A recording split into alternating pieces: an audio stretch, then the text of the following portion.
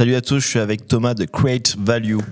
Salut Thomas. Salut Christophe. Bon, est-ce que tu peux te présenter et nous pitcher un peu ce que tu fais, s'il te plaît? Ouais, bien sûr. Je m'appelle Thomas Morange, je suis chef d'entreprise de Create Value. À Create Value, on fait du conseil et de la formation en productivité. Donc concrètement, on intervient sur des sujets liés à la productivité de l'humain, sur du management, sur la transformation digitale, par ailleurs, pour tout ce qui est outils, sur de la productivité liée au processus. Et du coup, nous, notre facteur différenciant, c'est qu'on a un modèle d'intervention sur mesure. Donc concrètement, chez nous, tu verras jamais de la formation avec des slides qui déroulent et un gars avec une voix monotone pendant 3 heures.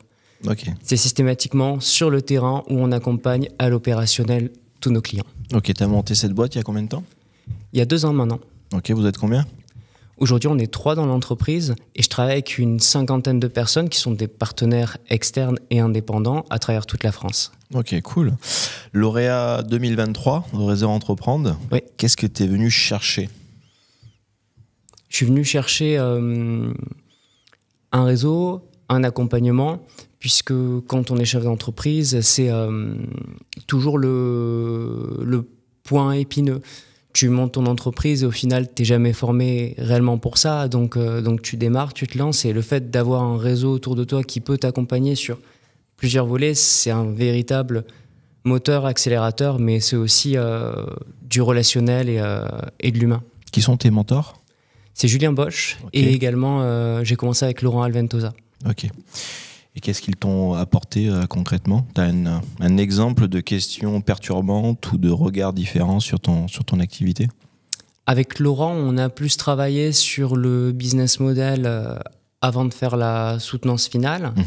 Et avec Julien, on travaille sur toutes les questions un petit peu épineuses de l'entreprise.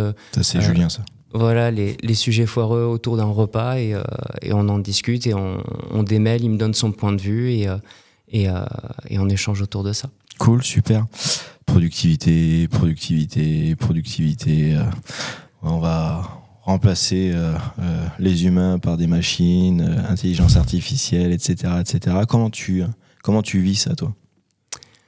Je pense que l'intelligence artificielle, alors déjà, c'est un sujet qu'il faut aborder de manière très humble, puisque ça existe que depuis 1 an, concrètement.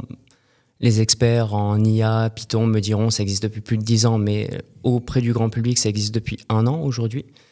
Donc il faut prendre des pincettes par rapport à ce sujet-là, prendre du recul. Pour pas te faire une réponse de Normand, concrètement, je pense que l'intelligence artificielle, c'est de la même trempe que ce qu'on a pu connaître avec l'arrivée d'Internet.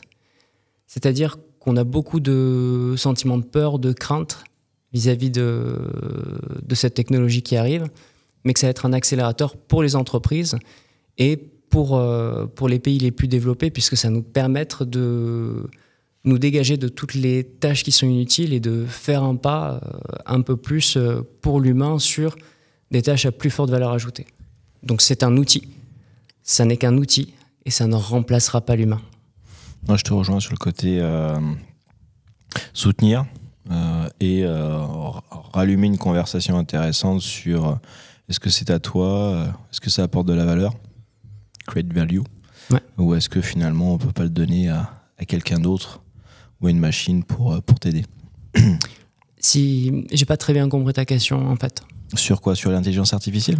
Ouais, sur la dernière en fait. Est-ce que tu me demandes si moi j'utilise dans l'entreprise Non, c'était je réagissais à ce que tu disais sur le fait que j'étais d'accord sur le côté l'IA pouvait soutenir et enlever ou soulager les choses qui ne sont pas spécialement inutiles.